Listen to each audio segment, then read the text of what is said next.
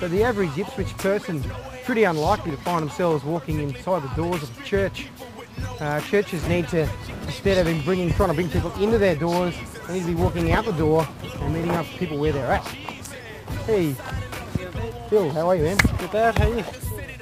I was just talking about how the church needs to go out and meet people where they're at, and in order to bring them into the doors of the church. You're a person who didn't grow up in the church. That's true. How was it that you ended up in a church? It was a little while ago now. A friend of mine told me that she'd like me to go to church and stuff like that and sort of change to be a better person. So were you a bit daunted in actually walking into the church? What were your kind of impressions about it? I thought, well, you know, I'm not a Christian person or a follower of Jesus in that sense, so I'll probably get looked at weirdly or strangely or judged. Yeah. And when I got there, I realised that that's not how it was. And that God didn't kind of zap you right there on the spot. Yeah, didn't spontaneously combust.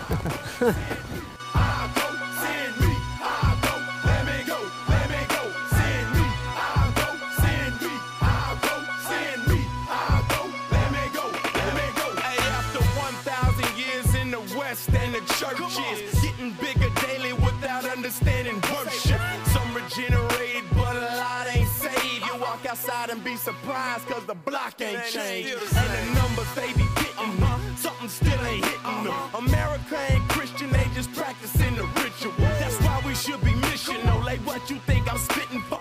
So one thing an urban missionary does is try to connect with people in their world, build relationships. Hey, Adam, how are you, man? You alright? Yeah, doing alright.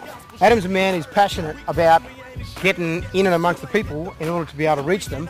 Tell us, how do you make that connection point? Pretty much, I make that connection by going into their world, by looking like them, talking like them, just trying to build the relationship. Saying, yo, grow a lot. Yeah, well, not yo, bro, but, you know... That's a try-hard 37-year-old way of saying, yeah. When someone's leaving, you know, a midlife crisis.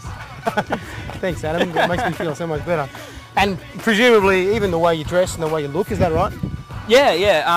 You know, in the Bible, it does talk about, you know, getting in when you're a Jew, you dress like a Jew, you be like a Jew, and that's exactly what I'm trying to do. I'm trying to connect to these teens by trying to be like them.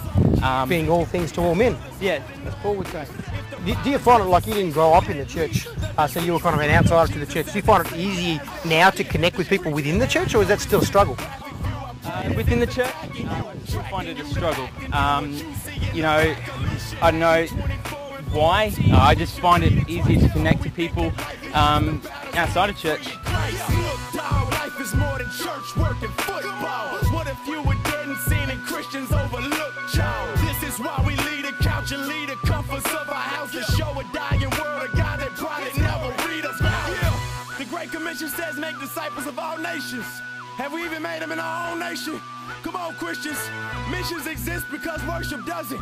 People don't worship the God that made them. We ambassadors. But there is a bit of a culture gap, isn't there, between the church people and outsiders, is that right? And we're trying to bridge that gap, huh? That's it. Trying to bridge the gap. I don't know. I guess it's just it's us and them, and we got to realise that it's not us and them. It's just Jesus. They need Jesus. We need Jesus, and there's no difference between us and them.